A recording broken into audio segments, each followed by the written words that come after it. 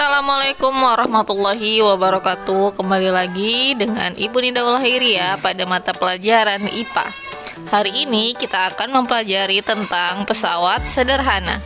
Sebelum kita belajar, marilah kita berdoa menurut agama dan kepercayaan kita masing-masing.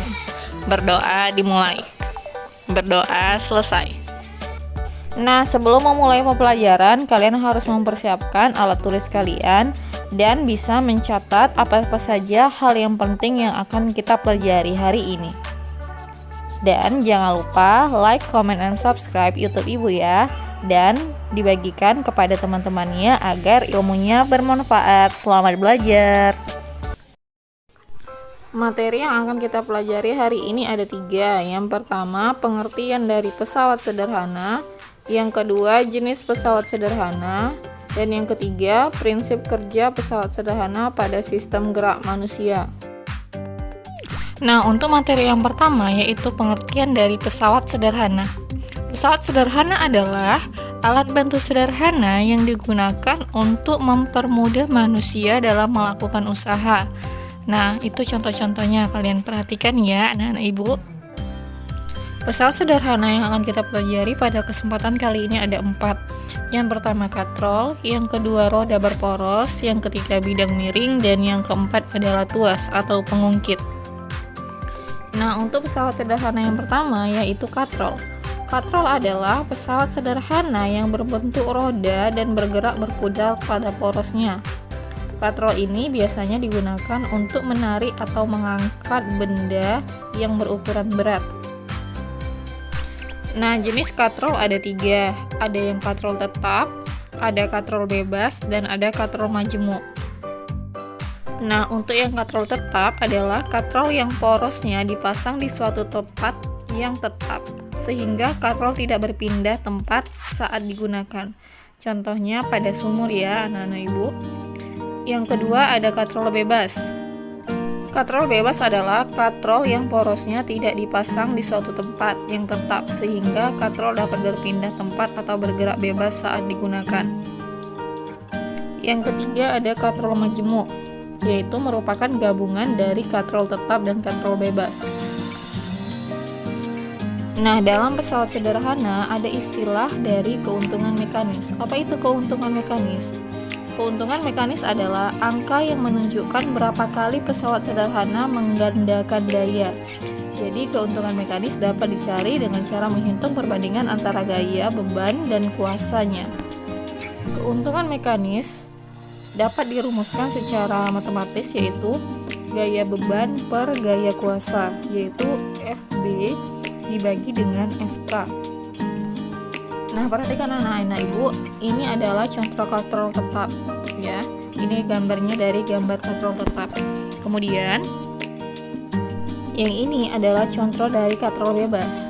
Kamu bisa perhatikan bedanya antara katrol tetap dan katrol bebas. Dan kemudian selanjutnya yang ketiga ada katrol majemuk, yaitu gabungan antara katrol tetap dan katrol bebas. Kamu bisa lihat ya perbedaannya.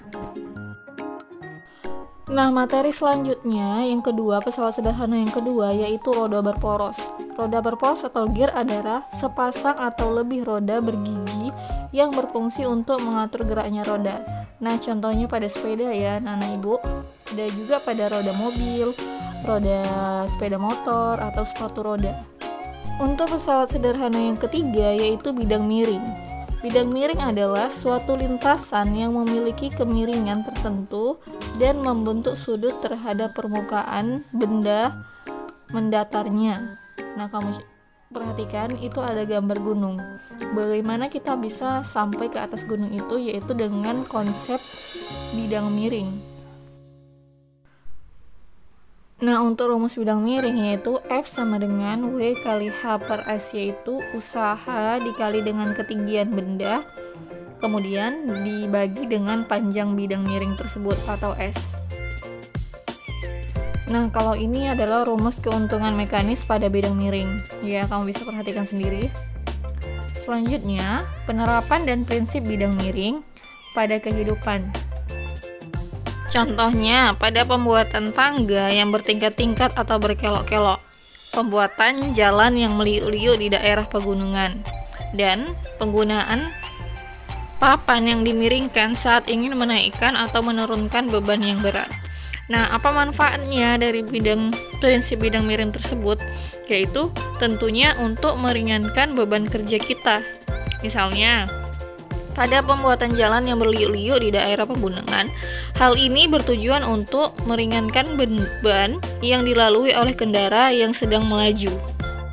Kamu bayangkan saja kalau misalnya mau mendaki gunung itu harus langsung ke puncaknya, itu tidak bisa. Makanya digunakanlah prinsip bidang miring atau dibuatlah jalan yang berbelok-belok agar memudahkan kita untuk sampai ke puncak gunung. Nah, untuk pesawat sederhana yang keempat yaitu tuas atau pengungkit.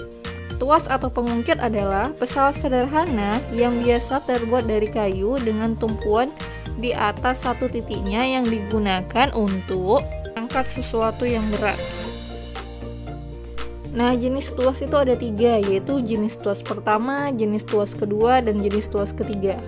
Untuk tuas jenis pertama, yaitu letak titik tumpunya berada di antara titik beban dan titik kuasa, jadi di tengah-tengah titik tumpunya.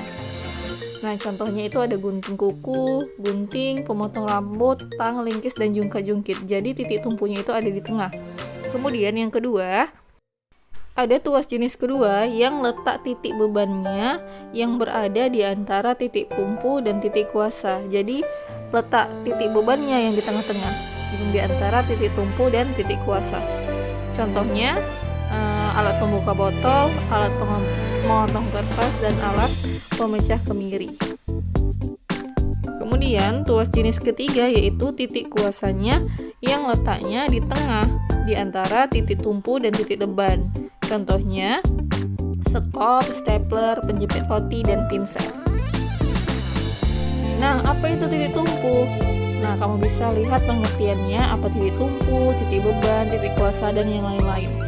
Nah, titik tumpu itu titik tempat alat untuk bertumpu, titik beban, titik tempat beban untuk berada. Nah, kamu bisa baca sendiri ya. Nah, itu untuk rumus tuas yaitu W kali LB atau sama dengan F kali LK.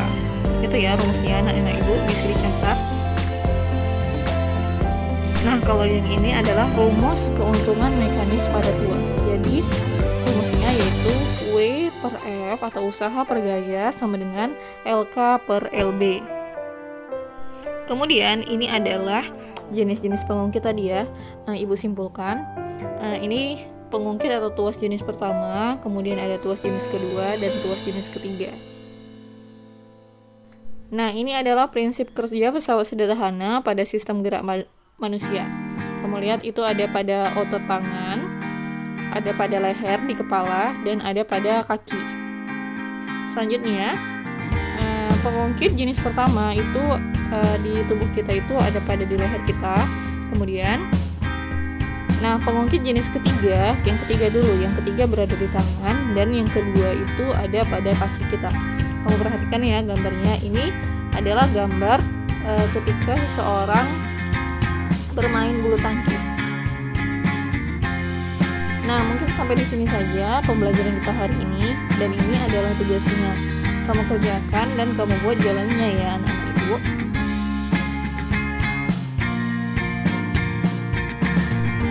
Nah, selamat mengerjakan tugas dan jangan lupa foto dan kirim ke Classroom. Terima kasih. Assalamualaikum.